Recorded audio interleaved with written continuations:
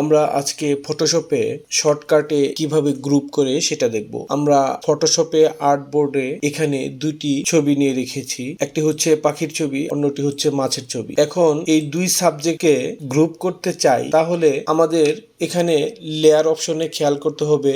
এটা হচ্ছে উপরটা হচ্ছে মাছের লেয়ার এবং নিচেটা হচ্ছে পাখির লেয়ার। আমি যদি চোখ অফ অন করি তাহলে আমরা বুঝতে পারছি।